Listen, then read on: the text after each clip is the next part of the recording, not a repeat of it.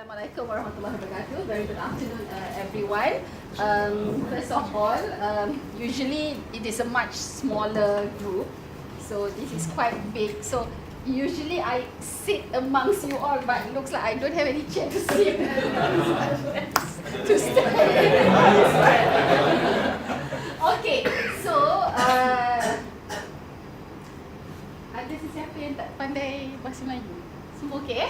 Okay, so because sometimes I tend to slip into Malay. So anyway, this is supposed to be the introduction, but I'm sure you've gone through the. Today is the which day? Second last day. Okay, so this was supposed to have been the intro to the whole course. So we are going to approach it in a different way because the slides that we have prepared is actually to prepare you for the next 14 days of the course that you're supposed to go through. But since you've already gone through the course, so what I will do is actually try to understand from you what you have learned from the modules.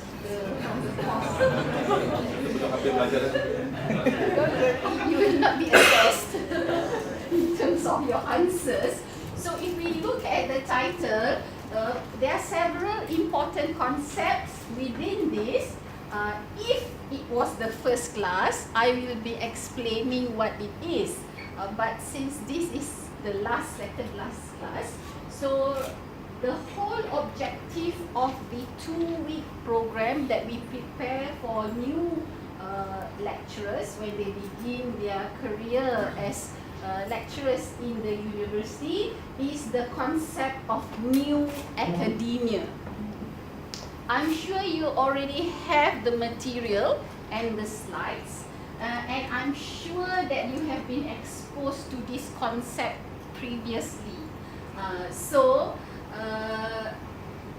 I would like to begin by trying to understand from your perspective what new academia means to you and how you will transform yourself from the traditional academia to the new academia, the notion of the new academia. The new academia covers the whole ecosystem. It's very large, it's very wide. So I do not expect you to explain everything, but I would like you to just pick one element of the new academia that you would personally put topmost priority that you would like to change starting from you. Okay? So what is new academia, first and foremost? How is it different from traditional academia? Who wants to go first? That's the easiest question. Gets more and more tougher. I'll give you that, right? Yes. So what is new From what I academia? understand is instead of like a traditional teaching, instead of using slides and everything, we must do active learning. And where we must involve the students' involvement is very, very important.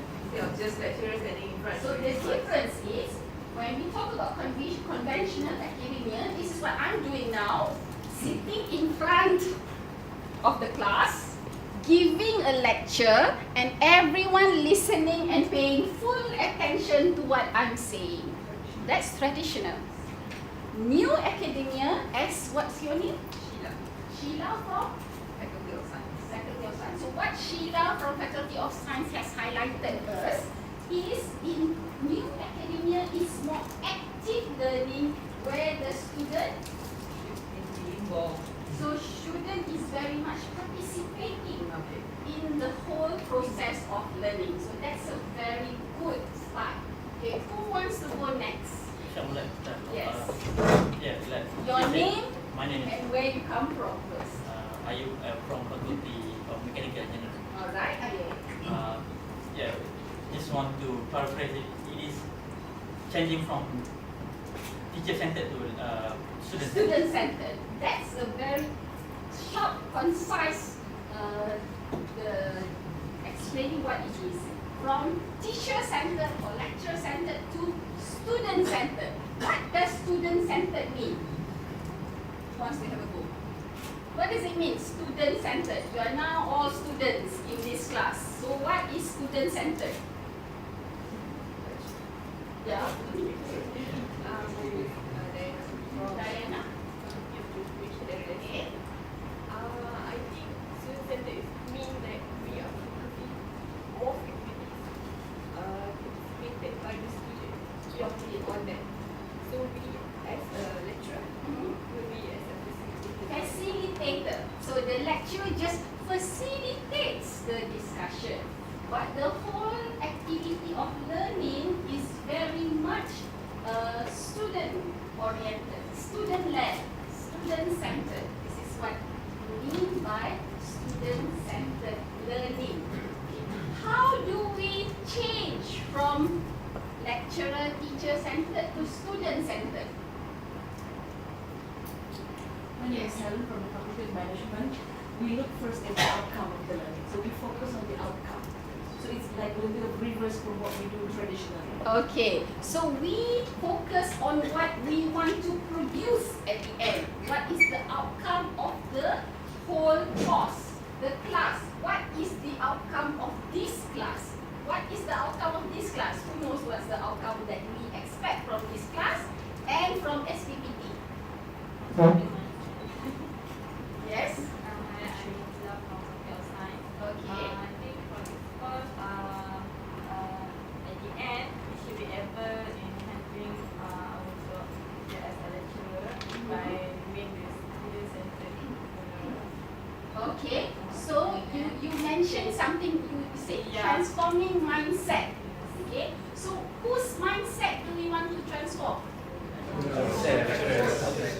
Oh, lecturers and the students. Okay, what is this? Why this mindset? What is this mindset that you want to change? From what to what? Transform means not just a little bit of changes. Transform means in a big way. So what is this mindset from what to what?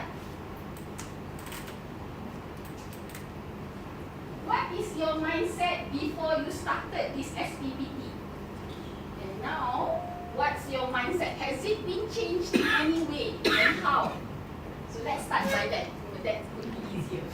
So how does your mindset? How have you changed? How have the way you view the world? How has the way you view education? How has the way you view learning? How has it changed? From what to what? Yes. I'm Gopi from Alinda. Yeah, Gopi. Very comedian. Sometimes the changes in the social media era, there are memes that, because I know I have thousands of Facebook friends, and there are names that is just so familiar to me on Facebook. And then suddenly in this course, I get oh, so this is the face, the name that I always so Gopi. You do selfie with Rhonda. Yes. So yes, Gopi. Okay, I think before this course, I think my mindset basically just like our friends mentioned just now, in terms of teaching, we are more on like demonstrate, go to class, give lectures, and give quizzes, or assignments, and that's all. And very difficult kind of presentation, just use PowerPoint. But after this, attending this so far today, I think I learned very much into this technology. We have so many mediums. Okay. So you highlighting one aspect, which is okay, which is technology. So one of the most important elements of this transformation is the role that technology plays in the process of learning. Okay. What else? We will go on that technology road shortly. But what else? One is technology. Maybe we should write that down. Elements of the transformation, yeah?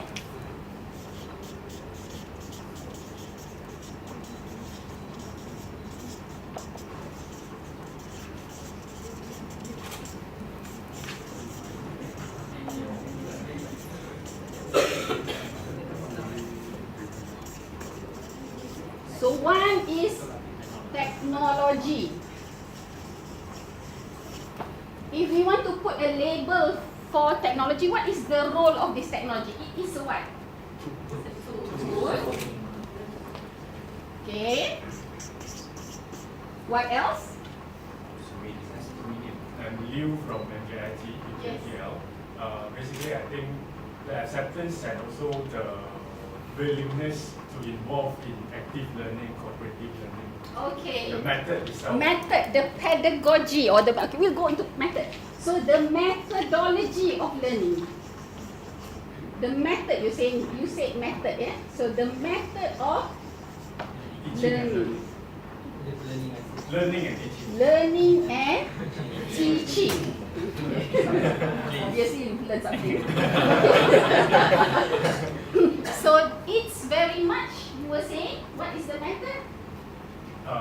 Improve from the traditional way to So which is, what's the label that you said just now? What is the method that willingness. collaborative? You say, so it's more, you forgot also what you said.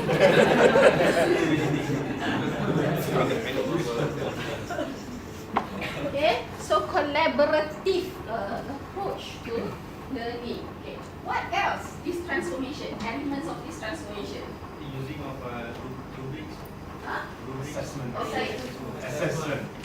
So that is a what? When we say rubrics, what is that? That is a what? Assessment and grading.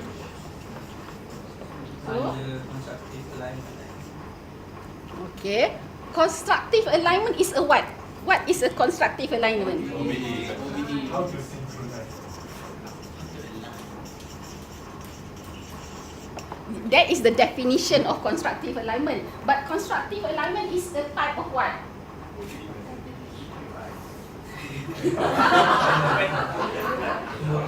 It's a what? When we say constructive alignment, it's a what?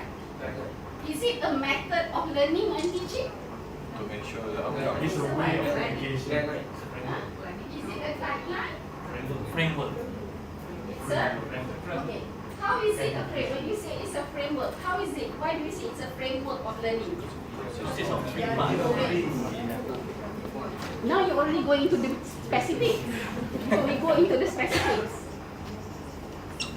So you're saying it's the framework of learning. Okay. What is this framework? What do you mean? Why do we need this framework? As a guide for Ensuring outcome. Delivery. to achieve the learning outcome. outcome. We remember what we said in the beginning. We said in this transformation, we are focusing on outcomes. We said just now, the type of students that we want to achieve, the outcome that we hope from the whole process of learning and teaching. So constructive alignment guides us in producing or in designing The outcome. the outcome that we so desire. Okay. So what, now we go into the detail. What is this constructive alignment? Assessment. Raise hand, introduce yourself, and then answer. Okay, I'm Nick from FKM. So basically we have 3 components, focus the outcome, Okay. delivery and assessment. Alright. So these 3 elements must be aligned. Okay, so we say we have assignment, we have outcome, and we have delivery. So these must be aligned with one another. What do we mean by this alignment? How? What do we mean by alignment?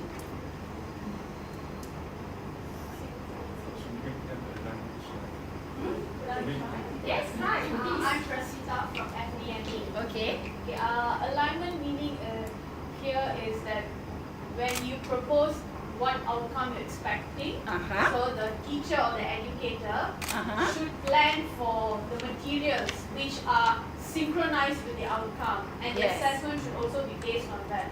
Yes, so that means the materials in the whole process of learning should be geared towards those desired outcomes, and likewise the assessment that you do also should be measuring the achievement of those outcomes.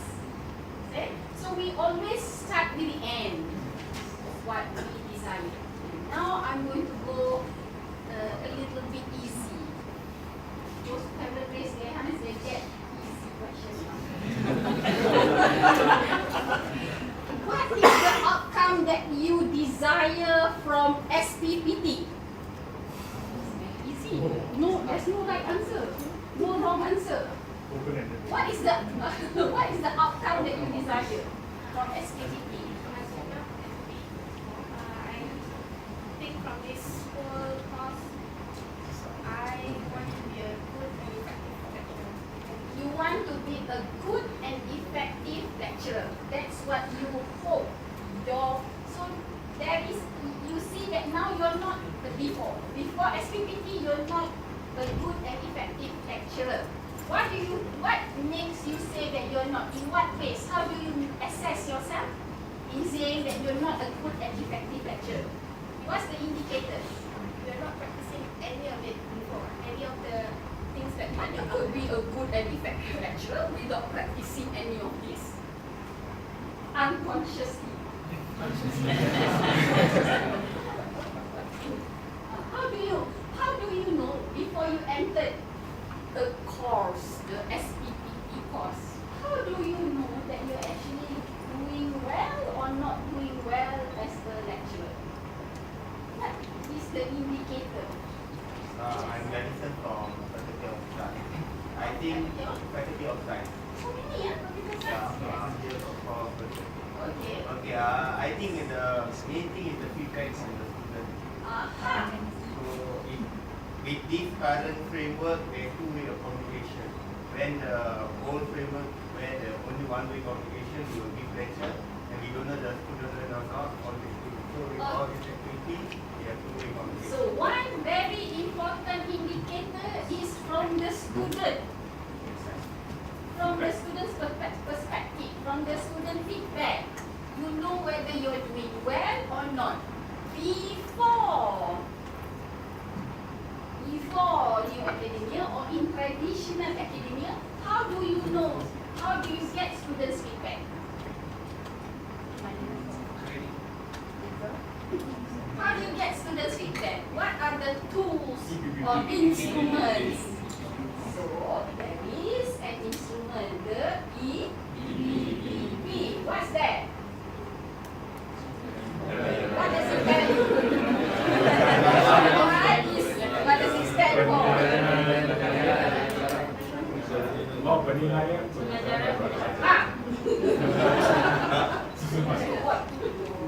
So EPPP, penilaian pengajaran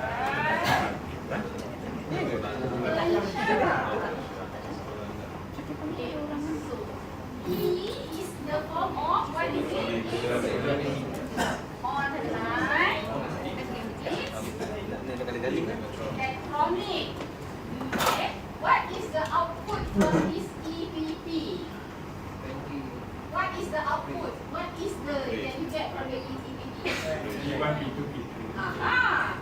Okay, so you have P1, P2, P3, P4. P4, ada P5 tak? Okay, what is the target? What is the target that you must get in this EPP? What you must get? What's the benchmark? P4. This is The normal standard, standard. the mean, the standard that you must get. What is? Code. How can they say code? What must you get? Do you know what you're supposed to get? At least what? At least 3 points. At least P1.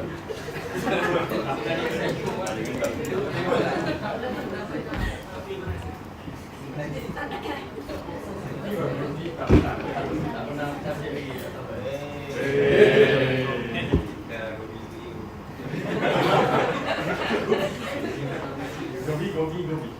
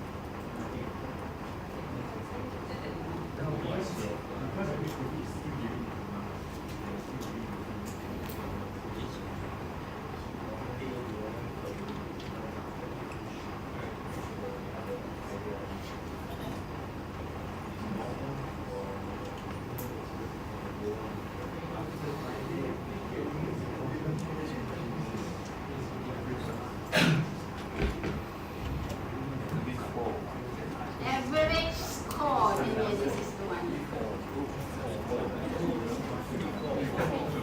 Now you know, tak mau lagi excuse, tak tahu code. No more code. What is the one that you must achieve? So does that mean that only 40% of us will achieve this? Why do you say only 40% will achieve? Because the P is ranked according to the performance of everyone. The percentile. The P is ranked according to percentile. Yeah, it's still our overall achievement of the university. Top 20% will get P5. Then 60 to 40. Percentile. Yeah. Faculty mana? MPIT. MPI. MGI. Satu mathematics lagi.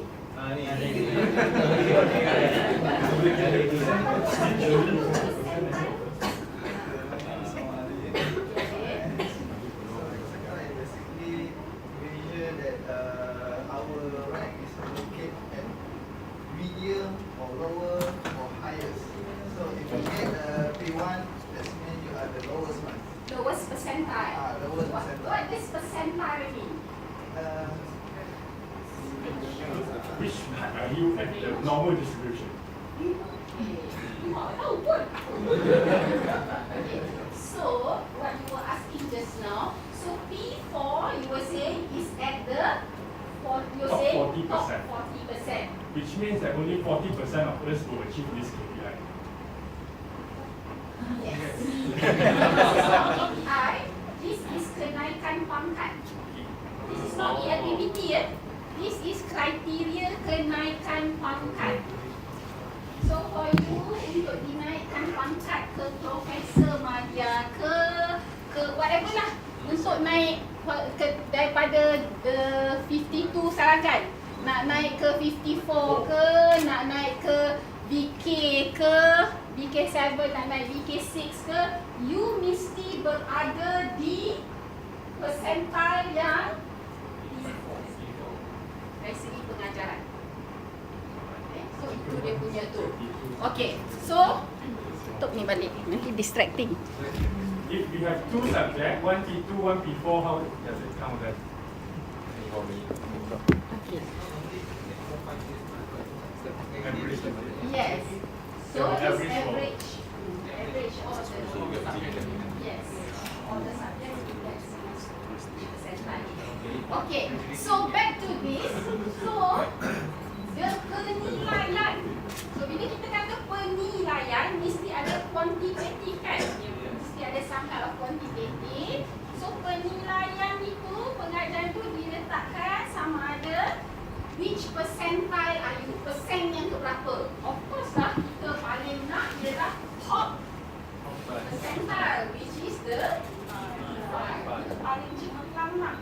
Okay. And what we do is every semester kita akan tengok apakah mean bagi semua pensyarah. Guess which percentile is the mean of all of the pensyarah kalau ikut teori tadi?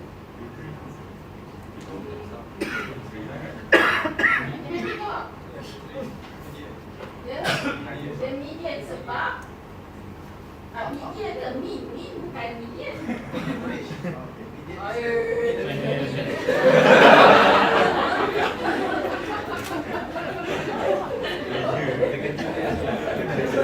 Sebab jumpa TNC ni.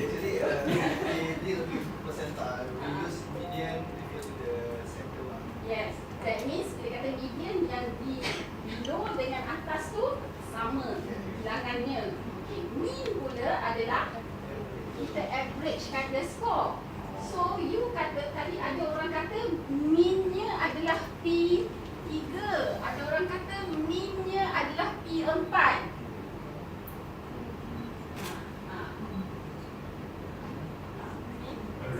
Tak boleh tolong tengok.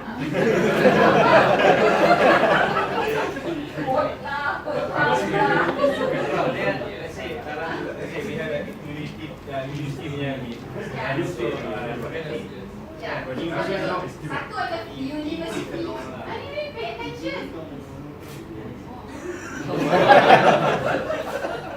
Okay, so soalan Gobi. So Gobi punya soalan tadi, kita ada university mean, kita kata median kan? Dan university mean dengan faculty mean. So your soalan adalah which one yang university pakai university mean lah. Dekat apa yang kita buat dekat Senet, setiap semester kita pun bentangkanlah prestasi PPT ni dan kita pun tunjukkanlah university ni dan kita pun tunjukkanlah dalam bar graf yang kita buat tu. Macam ni kan? So sebab bar graf ni, lepas tu so semua faculty di UTM, so kita pun kata inilah mean UTM. Lepas tu kita pun bagi tahulah ni fakulti-fakulti yang below university mean. Ini fakulti-fakulti yang above the university mean. Balik soalan saya tadi. Mean university, you rasa dekat persental dekat P mana?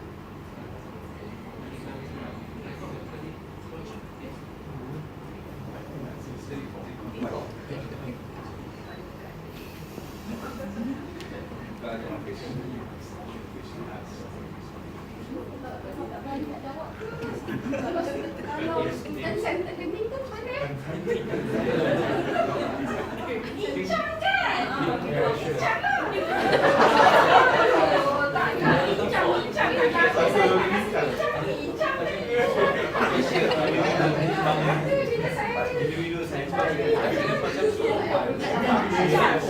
nak bincang What do you think and what does it show? Okay. What do you know is peer instruction? What is peer instruction? Siapa yang belum cakap? You tengok kan siapa yang belum cakap, siapa yang dah cakap. Tengok kan siapa yang belum cakap, siapa yang dah cakap. Kamera ada bukti.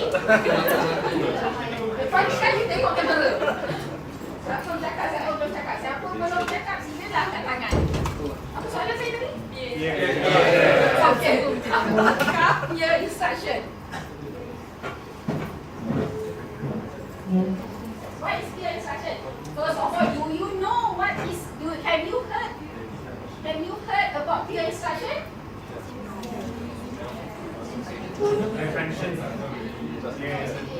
Okay, siapa yang rasa dia macam agak confident lah, dia rasa dia lebih tahu lah daripada orang lain apa dia peer instruction? Yes, please. Ada orang makan dulu.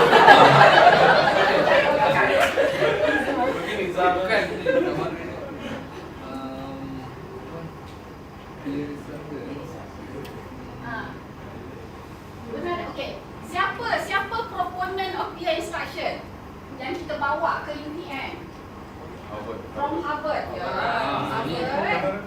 What's his name? Eric Mazur. Tahu pun. Okey.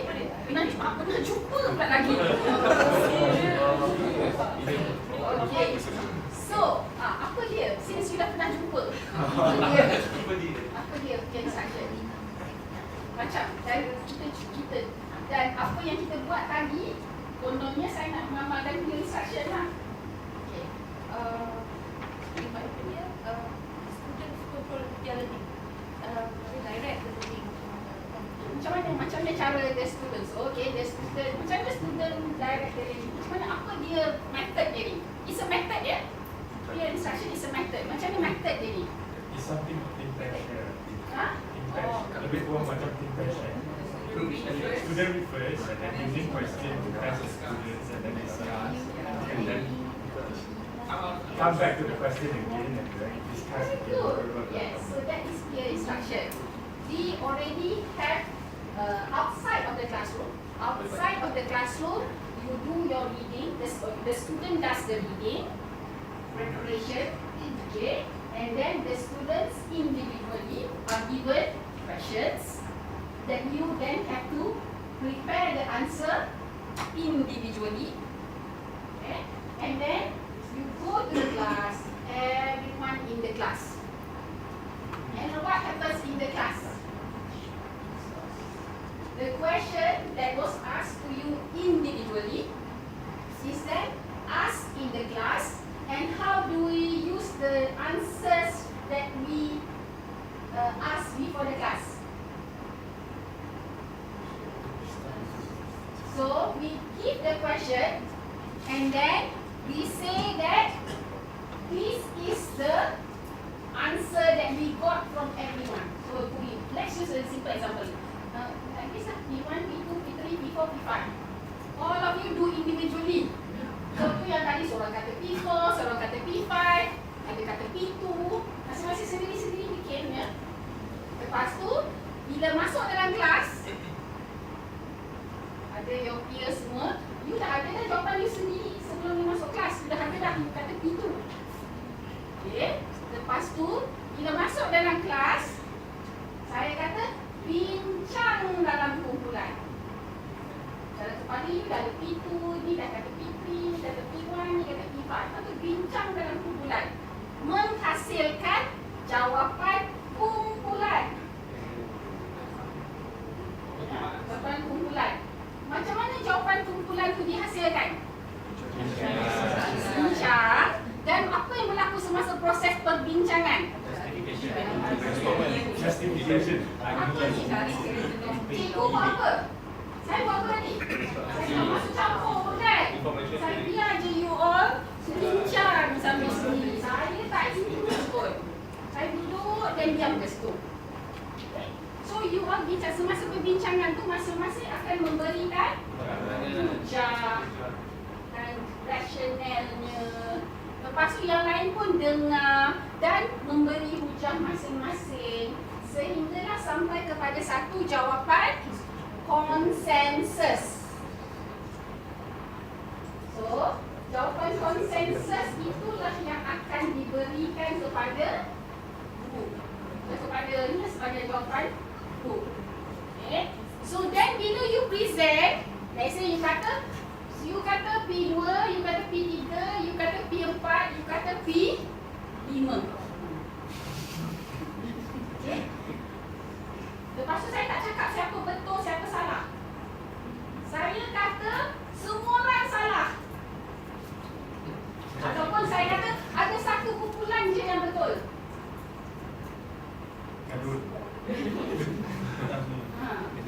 So, saya bagi clue sikit untuk kita dapat agaklah. Kalau saya kata semua orang salah, you all sudah tahulah jawapannya ialah P1 lah.